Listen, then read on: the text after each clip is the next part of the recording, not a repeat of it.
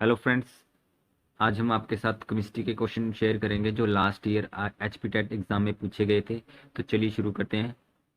First question है, protium deuterium are example of dash. तो आपका जो प्रोटियम और ड्यूटेरियम है और थर्ड आपका ट्रीटियम, ये तीनों हाइड्रोजन के आइसोटोप्स होते हैं। ठीक है, तो ऑप्शन ए यहाँ पे राइट आंसर हो जाएगा। नेक्स्ट क्वेश्चन है, the number of neutrons in bromine. तो आपको पता होगा जो नीचे दिया गया था वो आपका होता है atomic number, that is equal to number of proton. ठीक है, और ऊपर आपका 80 आपका है मास नंबर, जिसे हम ए से रिप्रेजेंट करते हैं। मास नंबर आपका होता है number of neutron plus number of proton. ठीक है, तो सिंपली 80 में से 35 माइनस करेंगे तो 645 आ जाएगा। तो ऑप्शन सी यहाँ पे राइट आंसर हो जाएगा। नेक्स्ट क्वेश्चन है, modern periodic law depend upon dash. तो सिंपल है, ये एटॉमिक नंबर पर डिपेंड करता है, तो ऑप्शन बी राइट आंसर हो जाएगा। नेक्स्ट है, कैलेमाइन सोल्यूशन कंटेन डैश। तो जो आपका कैलेमाइन है ये होता है ZnCO3, तो ऑप्शन बी यहाँ पे राइट आंसर हो जाएगा। नेक्स्ट है, the solution which do not affect blue और red litmus paper are called dash solution. ठीक है, तो आपको पता होगा जो आपके एसिडिक सोल्यूशन होते हैं वो ब्लू लिटमस पेपर को रेड में कन्वर्ट कर देते हैं, और जो बेसिक होते हैं वो रेड को ब्लू में कन्वर्ट कर देते हैं। और जो आपके एम्फोटेरिक होते हैं वो ऐसे सब्सटेंस होते हैं या ऐसे सोल्यूशन होते हैं जो बिहेव करते हैं एज वेल एज एसिड और एज वेल एज बेसिक। ठीक है, तो इसमें राइट आंसर डी हो जाएगा, न्यूट्रल। नेक्स्ट क्वेश्चन है, डैश आर स्टेबल। तो आपको पता होगा जो सस्पेंशन होते हैं, जैसे आप पानी में अगर चाक मिला दें, ठीक है, तो वो आपका सस्पेंशन बन जाएगा। ठीक है, तो सस्पेंशन बहुत ज़्यादा अनस्टेबल होते हैं, तो ये तो नहीं होगा। सोल्यूशन जैसे आप पानी में चीनी मिला दीजिए वो आपका सोल्यूशन हो जाएगा। ठीक है, कोलाइड्स जैसे आपके पास मिल्क हो गया। ठीक है, तो सोल्यूशन और कोलाइड दोनों स्टेबल होते हैं। मोर स्टेबल आपके पास सोल्यूशन होते हैं, उससे कम आपके पास कोलाइड स्टेबल होते हैं। तो ऑप्शन डी यहाँ राइट आंसर हो जाएगा, both B and C. Next है, वेपराइजेशन कज डैश। तो आपको पता होगा वेपराइजेशन का मतलब होता है लिक्विड स्टेट से गैस स्टेट में जाना। ठीक है, वेपराइजेशन दो तरीके से हो जाती है। फर्स्ट है बॉइलिंग द्वारा और सेकंड है इवेपोरेशन से। तो आपको पता होगा बॉइलिंग से आपके पास हीटिंग कज होती है और वेपरेशन कज कूलिंग। तो ऑप्शन सी यहाँ राइट आंसर हो जाएगा, बोथ ए एंड बी। अगला है, conversion of solid into gas without undergoing liquid state. ठीक है, तो इसको कहते हैं हम सब्लिमेशन। तो ऑप्शन ए राइट आंसर हो जाएगा। फॉर एग्जांपल जैसे आपके पास नेफ्थलीन बॉल होते हैं वो डायरेक्ट सॉलिड से गैस में कन्वर्ट हो जाती हैं। नेक्स्ट है, melting point of ice is dash. तो मेल्टिंग पॉइंट आइस का होता है 273.16। तो ऑप्शन डी राइट आंसर हो जाएगा। नेक्स्ट है, in the process of melting of solid the temperature dash. तो आपको पता होगा कि जब मेल्टिंग होती है, मेल्टिंग पॉइंट पे जो आपका टेम्परेचर है वो सेम रहता है, मतलब कि कांस्टेंट रहता है, क्योंकि जो आपकी हीट एनर्जी सप्लाई होती है वो कहाँ यूज़ होती है, वो बॉन्ड्स को ब्रेक करने में यूज़ होती है, और आपका टेम्परेचर है वो कांस्टेंट ही रहता है। तो ऑप्शन ए राइट आंसर हो जाएगा। Following reaction is an example of dash. तो सिंपल है, जो आपका Fe है दैट इज आयरन, वो कॉपर को डिस्प्लेस कर देता है, क्योंकि Fe जो है मोर एक्टिव होता है कॉपर से। ठीक है, तो इसलिए ये डिस्प्लेस कर देता है कॉपर को, तो ये डिस्प्लेसमेंट रिएक्शन हो जाएगी।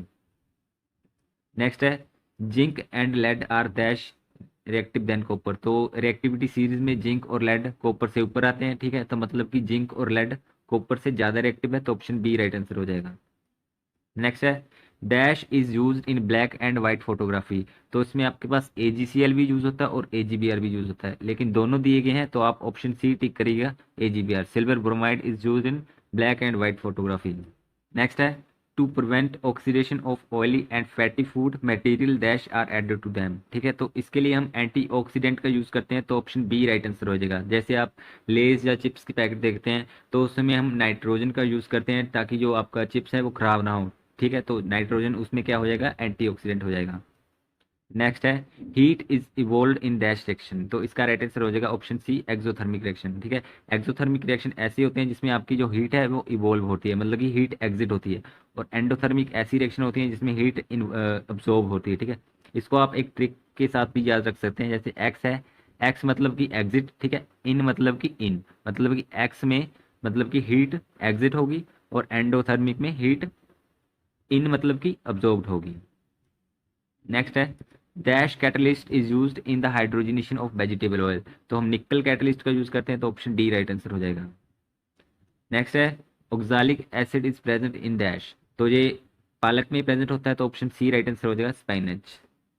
Dash is an antacid. तो आपका magnesium hydroxide as a antacid behave करता है, तो ऑप्शन सी यहाँ राइट आंसर हो जाएगा। नेक्स्ट है dash is used in cough and syrup. ठीक है, कफ सिरप और टॉनिक में हम क्या यूज करते हैं, हम इथेनॉल का यूज करते हैं। नेक्स्ट क्वेश्चन है dash acid is present in आंवला। आंवला में कौन सा एसिड पाया जाता है, तो एस्कॉर्बिक एसिड पाया जाता है। ठीक है, जिसे हम विटामिन सी भी कहते हैं। नेक्स्ट है degree Fahrenheit is equal to dash, तो इसका राइट आंसर हो जाएगा option A 9/5 degree Celsius plus 32। अगला है aluminium iron zinc react with dash. ठीक है, तो जो आपके अल्मीनियम आयरन और जिंक है वे केवल स्टीम के साथ रिएक्शन करते हैं, तो ऑप्शन सी राइट आंसर हो जाएगा। हॉट वाटर के साथ आपके पास मैग्नीशियम रिएक्शन देता है। ठीक है, और जो आपके हाईली रिएक्टिव होते हैं जैसे सोडियम पोटाशियम और कैल्शियम, वो कोल्ड वाटर के साथ भी रिएक्ट कर जाते हैं। अगला है dash is stored in kerosene oil, तो आपके जो हाईली रिएक्टिव हैं सोडियम और पोटाशियम, वो उनको कैरोसिन ऑयल में डिबो के रखा जाता है ताकि वो एयर के टच में ना आए। ठीक है, एयर के टच में आने पर ही वो रिएक्ट कर जाते हैं, तो ऑप्शन सी यहाँ राइट आंसर हो जाएगा। नेक्स्ट है decomposition of vegetable matter into compost is an dash reaction, तो ये एक्सोथर्मिक रिएक्शन होती है, तो ऑप्शन ए राइट आंसर हो जाएगा।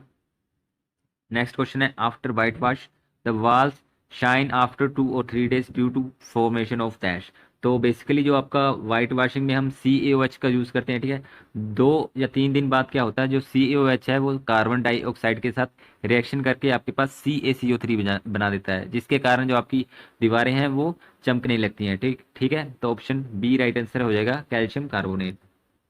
अगला है Tyndall effect is shown by dash, तो जो ट्रू सोल्यूशन है तो वो टिंडल इफेक्ट शो नहीं करते हैं, जो आपके क्लोराइड और सस्पेंशन है बोथ टिंडल इफेक्ट को शो करते हैं, तो डी राइट आंसर हो जाएगा बोथ बी एंड सी। अगला है डैश इज या आर होमोजीनियस मिक्सचर, तो आपका जो ट्रू सोल्यूशन है उसमें जो कॉम्पोजिशन होता है यूनिफॉर्म होता है, मतलब कि ट्रू सोल्यूशन होमोजीनियस होते हैं और सस्पेंशन और क्लोराइड आपके दोनों हेट्रोजीनियस होते हैं। ठीक है, तो ऑप्शन ए राइट आंसर हो जाएगा। नेक्स्ट है diffusion of dash is possible in liquid, तो आप सॉलिड का डिफ्यूजन भी कर सकते हैं लिक्विड में, लिक्विड और लिक्विड भी होता है और गैस इन लिक्विड भी होता है, तो तीनों होते हैं, तो ऑप्शन डी राइट आंसर हो जाएगा all of above. Next question है atomic radius dash as we move from left to right, तो जैसे हम लेफ्ट टू राइट चलते हैं तो आपका एटॉमिक रेडियस डिक्रीज होता है, तो ऑप्शन ए राइट आंसर हो जाएगा due to increase in effective nuclear charge. ठीक है, जैसे आप लिथियम से बेरिलियम में जाएंगे तो आपके पास यहाँ पे 3 इलेक्ट्रॉन होते हैं, यहाँ पे 4 इलेक्ट्रॉन हो जाते हैं। ठीक है, तो यहाँ पे इलेक्ट्रॉन बढ़ जाते हैं सेम शेल में, तो इसके कारण जो इफेक्टिव न्यूक्लियर चार्ज है वो बढ़ जाता है, इसलिए इसका साइज जो है डिक्रीज हो जाता है। नेक्स्ट क्वेश्चन है modern scientist discuss about the state of matter, तो बेसिकली 5 स्टेट ऑफ मैटर की चर्चा करते हैं हम। ठीक है, फर्स्ट आपकी solid, second liquid, third gas, fourth आपकी होती है प्लाज्मा स्टेट और फिफ्थ होती है बोस आइंस्टीन कंडेंसेट।